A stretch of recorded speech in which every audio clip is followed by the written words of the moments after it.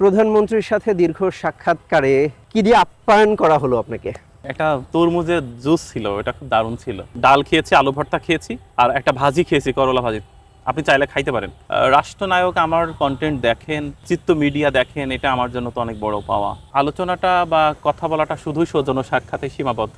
বলা হয়েছিল যে রাষ্ট্র আপনার জন্য কি করলে খুশি। তিনি কি সরাসরি আপনাকে ফোন করেছিলেন? টেস্ট করে আসার পরে রিপোর্ট দেখাতে গেলেও আবার টাকা দিতে হয়। আমি ডাক্তারদেরকে দেবতা তুল্য শ্রদ্ধা করি। ফুটবলের দামামা বাজতে শুরু করে দিয়েছে। আর কোন দলকে সমর্থন করছেন, কেন করছেন? Brazil is super. ব্রাজিলকে তো ব্রাজিলই বলতে হবে। আর্জেন্টিনা বারবারই দেখায় যে ফুটবল কিন্তু একটা শিল্প। তিনি কি সরাসরি আপনাকে ফোন করেছিলেন? মানে দাওয়াতটা দিল কিভাবে এবং দাওয়াতটা পাওয়ার পরে আপনার অনুভূতিটা আসলে সেই মুহূর্তে কেমন ছিল? মানে এটা তো অবশ্যই, আমি ক্ষুদ্র মানুষ, আমি ছোট্ট একটা কন্টেন্ট ক্রিয়েটর, এছাড়া বই কি কিছুই না। উনি ওনার অতিরিক্ত প্রেস সচিবের মাধ্যমে আমাকে ডেকেছেন। আমাদের গণপ্রজাতন্ত্রী বাংলাদেশ সরকারের প্রধান, তার অতিরিক্ত প্রেস সচিব আমাকে ফোন দিয়ে বললেন যে আমাদের প্রধানমন্ত্রী আপনার সাথে সাক্ষাৎ করতে চান। তো এটা রাষ্ট্রের যে কোনো নাগরিক হিসাবে তার জন্যই বড় পাওয়া বটে। তো আমার জন্যও আসলে বড় প্রাপ্তি, তার সাথে কথা হলো, এটাই তো অনেক। রাষ্ট্রপ্রধানের সাথে সাক্ষাৎ তো আর সহজেই করা যায় না। আমার মতো সাধারণ নাগরিক রাষ্ট্রপ্রধানের সম্মুখে বসলো, কথা বলল, এটা তো অনেক বড় ব্যাপার। উনি বললেন যে আপনার জন্য আমি কি করতে পারি। আমি বললাম যে শুধু দোয়া, আমার জন্য কিচ্ছু করা লাগবে না, আমি ভালো আছি। রাষ্ট্রের অনেক মানুষ আমার চেয়ে অনেক খারাপ আছে, তাদের জন্য করতে হবে, তাদের জন্য করাটাই শ্রেয়। আমি ভালো আছি আলহামদুলিল্লাহ।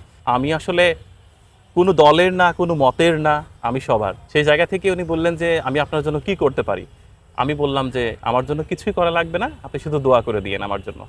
এবং এই যে আমার প্রোগ্রামগুলো আপনার ভালো লাগে, এই ভালো লাগার আবেশ যেন আমি রাখতে পারি, এটা দোয়া করবেন। আমি যেন সুস্থ থাকি এবং কাজ করতে পারি। উনি ভীষণ খুশি হয়েছেন যে আমি আসলে আমি কোনো কিছুই চাইনি দোয়া ছাড়া। প্রধানমন্ত্রীর সাথে দীর্ঘ সাক্ষাৎকারে কি দিয়ে আপ্যায়ন করা হলো আপনাকে? একটা তরমুজের জুস ছিল, এটা খুব দারুণ ছিল, আমার কাছে ভালো লেগেছে। একটা মেনু আছে প্রধানমন্ত্রীর 150 টাকার প্যাকেজ, এটা হয়তো বা দুপুরের খাবার হিসেবে আপনি তো গিয়েছেন মনে হয় আমার জন্য পরে। রাখা ছিল। উনি বলছেন যে আমি জাস্ট ডাল খেয়েছি, আলু ভর্তা খেয়েছি, আর একটা ভাজি খেয়েছি, করলা ভাজি। আপনি চাইলে খাইতে পারেন। আমি বলছি স্যার আসলে আমি দুপুরে খেয়েছি, আমি এখন আর খাবো না। তো তখন তো 4টা বেজে গেছে, এই কারণে আমি বললাম আমি আর খাবো না, আপনাকে অনেক ধন্যবাদ, আপনি যে আমার কথা মনে করেছেন, আমি খুশি হয়েছি। আলোচনাটা বা কথা বলাটা শুধুই সৌজন্য সাক্ষাতে সীমাবদ্ধ। আমার কাছে বলা হয়েছিল যে রাষ্ট্র আপনার জন্য কি করলে খুশি। আমি বলেছি সব নাগরিকের জন্য যা করলে খুশি, আমার জন্য তাই করলেই খুশি। কারণ রাষ্ট্রের সব নাগরিক যেরকম থাকবে, ডেফিনেটলি আমিও সেরকম থাকবো, এবং রাষ্ট্রের সব নাগরিক ভালো থাকলে আমিও ভালো থাকতে পারবো। সবার জন্য ভালোটাই শ্রেয়। আরেকটা চাওয়া ছিল, উনি বলছিলেন যে আপনি রাষ্ট্রের জন্য কি চান। আমি বললাম যে আমার ঝিনাইদহে আসলে একটা রেল পথের একটা দাবি দীর্ঘদিন হয়ে আসছে। আমার ঝিনাইদহের মানুষ সবসময় একটা রেল লাইনের ক্রাইসিসে ভুগছেন। তো শহরের পাশ দিয়ে আমাদের রেল সংযোগটা দেয়া যায় কিনা না, মাননীয় প্রধানমন্ত্রী উনি বললেন যে হ্যাঁ, এটাও আমার মাথায় রাখছি, এবং ইনশাআল্লাহ আপনার ঝিনাইদহের মানুষ রেল লাইন থেকে বঞ্চিত হবে না। এবং ঝিনাইদহের যে উন্নয়নটা, যেহেতু ওনার সাথে আমার একটু কথাই হয়েই গেল, সেহেতু আমি আমার ঝিনাইদহের মানুষ হিসাবে আমি তো বলতেই পারি। আমি ঝিনাইদহের মানুষ, আমি কিন্তু অবশ্যই ঝিনাইদহের কথাটাই বলবো।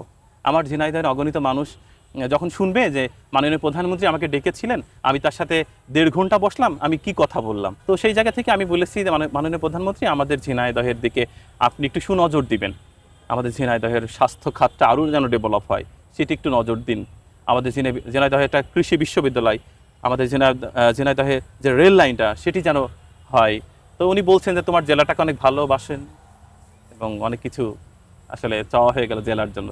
চাওয়া না, আমি ওনাকে মনে করে দিলাম। আমি জানি ওনার মনে আছে, তবুও আমি ওনাকে একটু মনে করিয়ে দিলাম, যেহেতু আমি ঝিনাইদহের মানুষ, আমি গিয়েছি দেখা করতে, কথা বলতে, সুতরাং এটি তো অবশ্যই প্রয়োজন ছিল।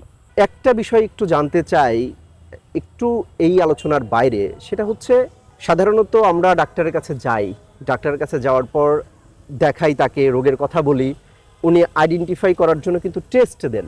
এই টেস্ট করে আসার পরে রিপোর্ট দেখাতে গেলেও আবার টাকা দিতে হয়।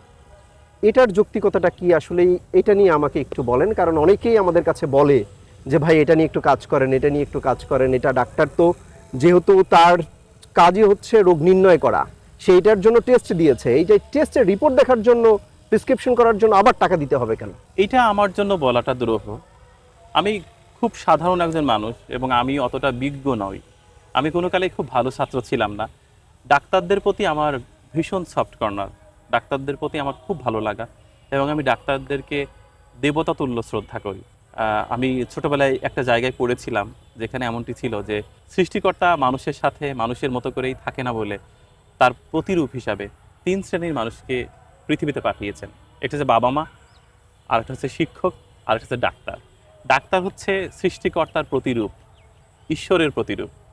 আর ডাক্তারদের আসলে অনেক ডেডিকেশন থাকে। একজন ডাক্তার যতটা পাহাড় সম ধৈর্য নিয়ে এই পৃথিবীতে বেঁচে আছে, আমি আপনি হয়তোবা পারবো না।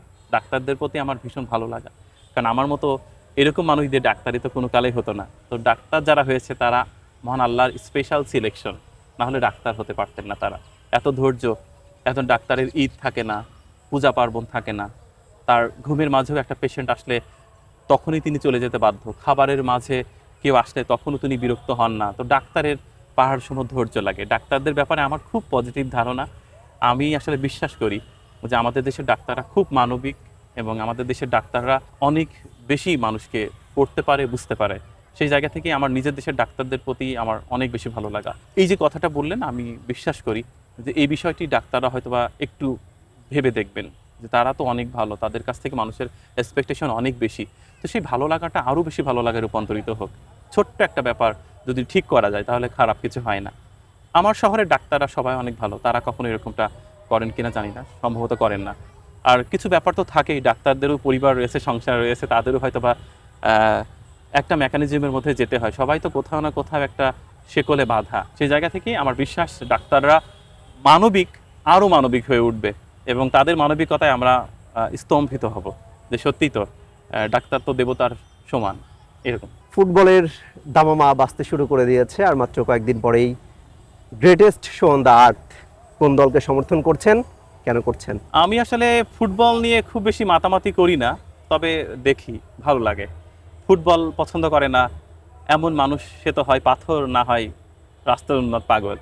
ফুটবলের উত্তেজনা, ফুটবলের উন্মাদনা প্রতিটি বাঙালির হৃদয়ে থাকবে, 4 বছর পর পর আসে, স্বাভাবিক। আমি আসলে জাপানের সাপোর্ট করি। জাপান একবার সেমিফাইনাল পর্যন্ত খেলেছিল। জাপান হচ্ছে আমাদের নিয়ারেস্ট কান্ট্রি।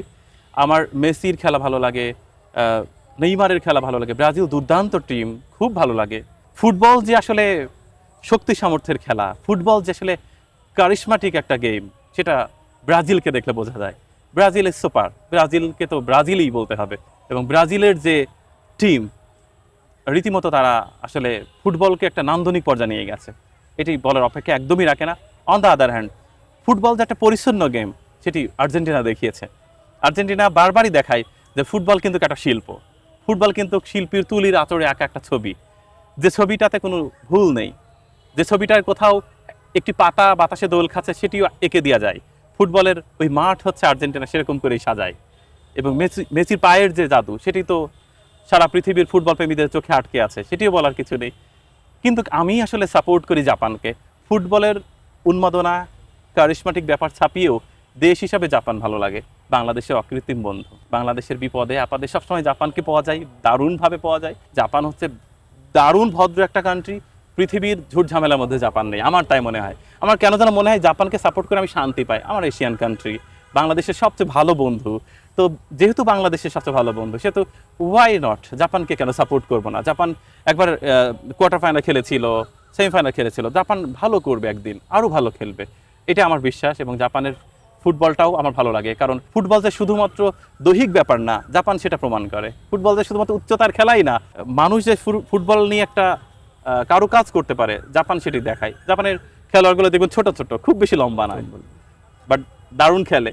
জাপানের খেলা ভালো লাগে এবং আমি জাপানকে নিয়ে আশাবাদী, জাপান আগামী দিনে অনেক ভালো করবে।